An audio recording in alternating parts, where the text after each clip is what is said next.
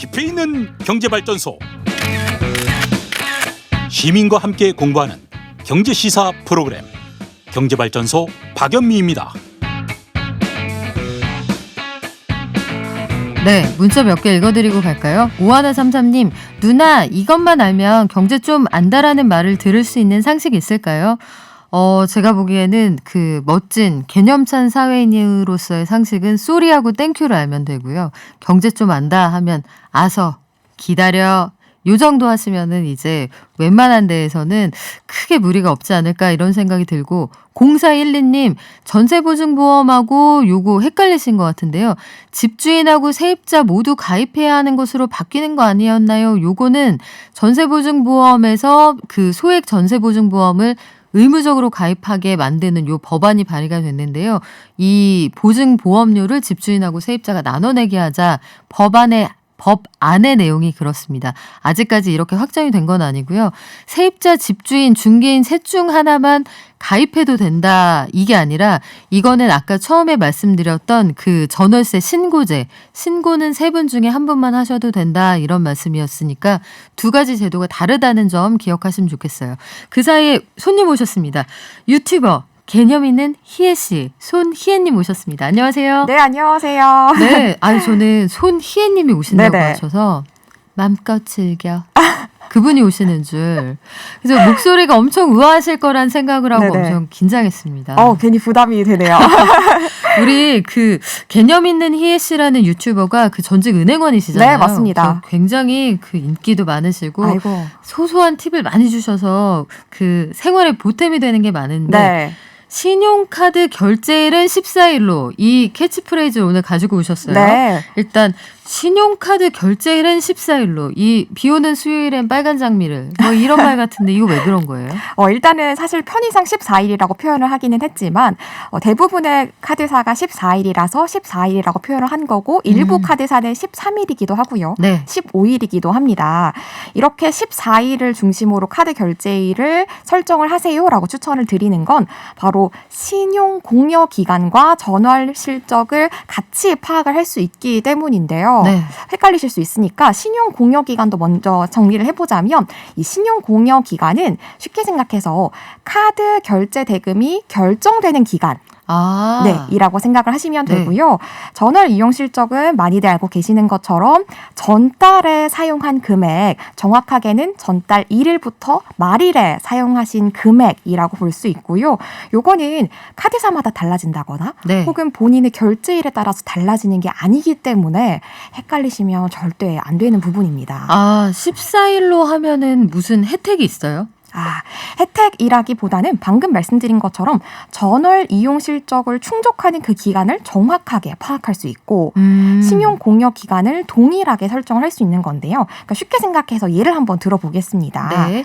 우리가 카드 결제일로 사실은 많은 분들이 14일보다는 급여를 받는 20일이나 그렇죠. 25일에 많이 설정을 하시거든요. 입금되는 날로. 네, 맞습니다. 가령 20일로 신용 공여 기간을 한번 살펴보면은 전월 7일부터 당월 6일까지로 이렇게 결제 대금이 설정이 되거든요. 네. 그런데 이렇게 되면 사실은 가계부는 1일부터 말일에 쓰잖아요. 전월 실적도 마찬가지로 1일부터 말일로 설정이 되고요. 다르잖아요. 네네. 그렇기 때문에 신용 공여 기간과 전월 실적 산정 기간이 다르게 되면은 혼동이 일어날 수 날짜를 있어요. 맞추면 우리가 정말로 돈을 쓴 날, 정말로 네. 돈을 갚아야 하는 날을 네네. 하나로 맞출 수 있으니까 네. 대충 정확하게 예상이 되는군요. 네, 맞습니다. 사실 이 전월 실적을 충족을 하지 못하면은 카드 혜택을 대부분 받지 못하게 그렇죠. 되잖아요. 그런데 신용공여 기간이 전월 실적 산정 기간이랑 다르게 되면은 착각을 하셔가지고 혜택을 놓치게 되는 불상사가 일어나게 되는 거죠. 그러네요. 뭐 전월에 50만 원 이상 사용해야 네. 뭐 이달에 정수기 요금 안 받아요. 네네. 이런 거 있잖아요. 근데 그런 걸 헷갈리지 않게 한다는 그런 장점이 있는데 네네. 그렇군요. 그러면 요 일치를 시켜두는 게 좋을 것 같은데 네. 할인 혜택을 빠짐없이 챙기려면 어떻게 하면 좋아요? 통합 할인 한도 요 개념을 정확하게 잡고 계셔야 되는데요.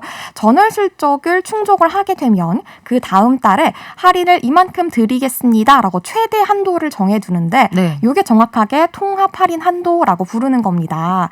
근데 사실은 카드 신청하실 때 다들 기억나실 텐데 30% 할인 10% 할인. 무조건 해주는 거 아니었어요? 최대 10만 원 할인 이런 거에 끌려가지고 신청을 하는 거잖아요. 암요. 네. 그런데 아시죠? 작은 글씨를 정확하게 보셔야 돼요. 이 작은 글씨를 정확하게 좀 꼼꼼하게 읽어보면은 네. 분명히 50% 할인, 뭐 최대 10만 원 할인 이렇게 적혀 있었는데 네. 그 혜택을 받기 위해서는 전월 실적 100만 원을 충족을 해야 된다거나 10만 원을 할인받으려면 100만 원 써야 된다고요? 이제 가령 그렇게 굉장히 높게 설정이 되어 있는데 실질적으로 신청을 하실 때에는 그 마케팅 문구 10% 할인, 뭐 10만 원 할인 이런 매력적인 문구만 보시기 때문에 실질적으로는 내가 통합 할인 한도 이거를 최대로 얼마 받기 위해서 전월 실적을 얼마를 충족을 해야 되는 걸까? 요거까지 전반적으로 다 살펴보셔야 되는 겁니다. 이렇게 또 작은 글씨에 함정이 있었다는 네. 말씀인데 역시 세상에 공짜가 없고 없습니다. 남의 돈은 공으로 먹을 수가 없습니다. 물론이죠. 그러면 많이 써야 많이 돌려주는 거니까 네. 최대 얼마 할인 여기에 혹해서 가입하고 이러지 말아야 될 텐데 신용카드의 피킹률? 이걸 네. 따져보면 더 현명하게 쓸 수 있다. 피킹이 네. 집어든다? 네. 뽑아낸다 이런 뜻이에요? 맞습니다. 그 픽에서 가져온 단어인데요. 이게 내가 쓰고 있는 카드가 나랑 찰떡궁합인가? 요걸 알아볼 수 있는 공식이라고 봐주시면 되는 거고요. 네. 네, 초록창에 피킹률이라고 치시면 흔히 보실 수 있고 설명을 한번 드려볼게요. 네. 그러니까 내가 쓰고 있는 카드의 월평균 혜택 금액에서 내가 쓰고 있는 카드의 연회비를 12분의 1로 나눈 값을 빼줍니다. 와, 어렵다. 뒤에 네. 한번 예시를 들어드릴 테니까 일단 한번 들어주세요. 네. 이 값을 내가 월 평균 사용 금액으로 나눈 후에 100을 곱하는데요. 확 와닿지 않으실 테니까 바로 예시 한번 들어가 보겠습니다. 제가 월 평균 50만 원 정도 쓰는 카드가 있어요. 이때 이 카드가 연회비가 12,000원이고요. 제가 달마다 평균적으로 혜택을 보는 금액은 한 2만 원 정도 된다라고 했을 때 제가 말씀드린 공식에다가 넣어보면 네. 연회비를 제가 12분의 1로 나눠야 된다고 했잖아요. 12,000원의 12분의 1이니까 네. 1,000원이죠. 네. 네, 그러면은 제가 평균적으로 쓰는 금액, 그러니까 혜택 받는 금액 2만 원에서 1,000원을 빼면 19,000원입니다. 네. 네, 그러면 이 19,000원을 평균적으로 쓰는 금액 50만 원으로 나누어 보면 3.8이라는 숫자가 나오거든요. 이 3.8이라는 숫자가 어떤 거일 것 같으세요? 3.8이면은 잘 모르겠네요. 보통 3.8이면 그래도 괜찮은 편이에요. 이 값을 계산을 해보셨을 때 1에서 2% 정도가 나왔다라고 하면은 그닥 혜택을 받지 못하고 있다라는 거고요. 피킹률. 네. 피킹률이라는 게 이렇게 중요한 거였는데 오늘 피킹률 요거 하나만 건져가도 아마 네. 그 많은 거 배웠다고 생각하실 거예요. 저희 내용 되게 많이 준비했는데 네. 시간이 짧네요. 다음에 한번 또 나와주실 거죠? 알겠습니다. 네, 지금까지 유튜버 개념 있는 희애 씨였습니다. 오늘 말씀 고맙습니다. 감사합니다.